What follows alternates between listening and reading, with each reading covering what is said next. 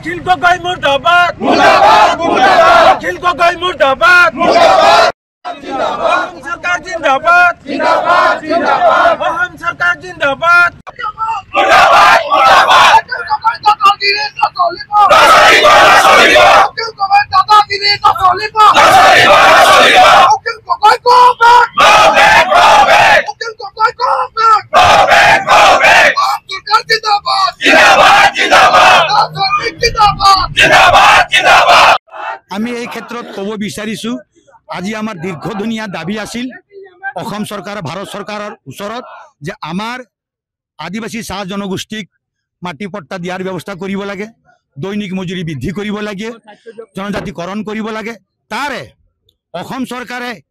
বহু চিন্তা চৰ্চা কৰি আমাৰ এই 9 বছৰৰ চৰকাৰ আৰু মাননীয় হিমন্ত বিশ্ব শৰ্মা চৰকাৰৰ ডাঙৰীয়াৰ মুখ্যমন্ত্ৰী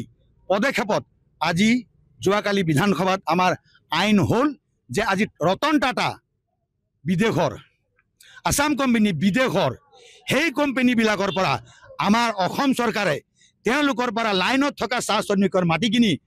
চিলিং এক্টত আইনত আনি পেলাই আমাৰ চাহ শ্ৰমিকক পট্টা দিবলৈ আগবাঢ়িছে সেই পট্টা দিয়াৰ আইন হোৱাৰ পিছতে অখিল গগৈ এটা বদমাছ ৰাক্ষসৰ দলৰ প্ৰেচিডেণ্ট হ'ব লাগিছিল সি ৰাক্ষসৰ দলত মানুহৰ দলৰ হ'ব নালাগে সেইকাৰণে কৈছোঁ হাড়ক মাটি তেজক পানী কৰি আমি শ্ৰম কৰি আজি 200 বছৰ হ'ল এই 200 বছৰৰ পিছত 75 বছৰ অসমত চৰকাৰ গঠন হ'ল কিন্তু 75 বছৰ কোনো চৰকাৰে কোনোদিনেই আমাৰ এই কথা চিন্তা নকৰিলে আজি হিমন্ত বিশ্ব শৰ্মা ডাঙৰীয়াক আমি ইতিহাস ৰচি পেলাই গৈ আমাৰ চাহ শ্ৰমিক ৰাইজক পট্টা মাটি দিয়াৰ ব্যৱস্থা কৰিছে গতিকে আমি এই পট্টা মাটি দিয়াক লৈ তেওঁ যেটো বিৰূপ মন্তব্য কৰিছে যে চাহ জনগোষ্ঠীক সকলোকে পট্টা দিব লাগিব নহলে চাহ শ্ৰমিক ৰাইজক পট্টা দিব নালাগে তাৰ বাপৰ মাটি এটো নহয় মই কৈছো টাটা কোম্পানীৰ মাটি লৈছে আসাম কোম্পানী লৈছে তেওঁৰ সমষ্টিৰ 500 বিঘা মাটি অসম চৰকাৰে লোৱা নাই হেগেতে নৈতিক অধিকাৰ নাই কোৱাৰ আৰু হকিয়াই দিব বিচাৰিছে আজি অখিল গগৈ আপুনি চাহ বাগিচা অধ্যুষিত অঞ্চলত যদি প্ৰৱেশ কৰে আপোনাক বান্ধি ৰখা হ'ব এই কাৰণে কৈছো আপুনি পট্টা মাটি পাব নালাগে বুলি চাহ শ্ৰমিকৰ কথাটো কৈছে সাৱধান মানি আপোনাক শুনাই দিছো যদি এনেকৈ আৰু অনেক দিনত বিৰূপ মন্তব্য কৰা শুনা পাওঁ তেন্তে আপোনাক আমি য'তে পাম তাৰ পৰা আপোনাক আমি কৰায়ত্ব কৰি চাহ বাগিচা ৰাইজৰ মাজত আনিম আৰু চাহ বাগিচা ৰাইজৰ মাজত আপুনি ক'ব লাগিব যে আপোনালোক পট্টা মাটি পাব নালাগে বুলি পুনৰ ক'ব বিচাৰিছো অসম চৰকাৰ আমাৰ অসম চাহ মজদুৰ সংঘৰ সাধাৰণ সম্পাদক তথা শ্ৰম মন্ত্ৰী ৰূপেশ গোহালা ডাঙৰীয়াৰ অশেষ কষ্টত অসমৰ মাননীয় মুখ্যমন্ত্ৰী অশেষ কষ্টত আজি যি আমি পট্টা পাবলৈ আগবাঢ়িছোঁ আৰু এনেকৈ কিছু আইন বনাইছে যে সেই পৰিয়ালৰ যদি ঘৰখন বেংকত যদি জমা দি পেলাই লোন লৈ পেলাই তেওঁ ঘৰ নতুনকৈ সাজিব পাৰিব চাওকচোন এনে এটা ভাল কৰ্ম কৰাৰ সময়ত আমাৰ শিৱসাগৰৰ বিধায়ক অখিল গগৈ ডাঙৰীয়াই এনেকৈ বিৰূপ মন্তব্য কৰাটো দুৰ্ভাগ্যজনক আৰু আমি ভাবোঁ তেওঁ এই প্ৰথম MLA আৰু এই তাৰ শেষ MLA আৰু তাৰ ৰাজনৈতিক কেৰিয়াৰ এই দুটাই শেষ হ'ব বুলি আমি ভাবিছোঁ অসম চৰকাৰে যি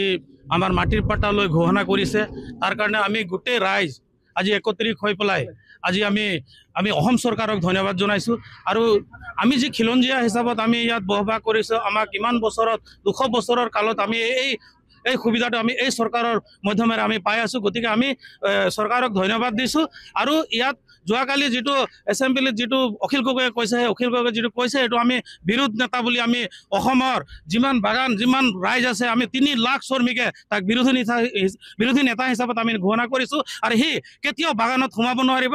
কালি আমাৰ 200 বছৰীয়া আন্দোলনৰ অন্তিম পৰ্যায়ত যি অসম চৰকাৰে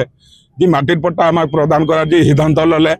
এই সিদ্ধান্তৰ ওপৰত আমাৰ দালাল অখিল গগৈয়ে তেখেতৰ যি বিলোপ মন্তব্য এই মন্তব্য আমি চাহ জনগোষ্ঠী হয় অসম চাহ মজদুৰ সংঘৰ তৰফৰ পৰা সকলো জনগোষ্ঠীৰ তৰফৰ পৰা আমি তেখেতক মানে গৰিহণা দিছোঁ যে তেখেতে যিমানেই যি মন্তব্য যি নকৰক চাহ জনগোষ্ঠী আদিবাসী ৰাইজৰ পৰা তেখেতে সাৱধান হৈ থাকক চাহ জনগোষ্ঠী আদিবাসী ৰাইজৰ ক্ষেত্ৰত তেওঁলোকৰ প্ৰাপ্যৰ ক্ষেত্ৰত তেখেতৰ অধিকাৰ ক্ষেত্ৰত তেখেতে যাতে এনে ধৰণৰ বিৰোধ মন্তব্য যাতে ভৱিষ্যত জীৱনত নকৰে তাৰ কাৰণে আজিৰ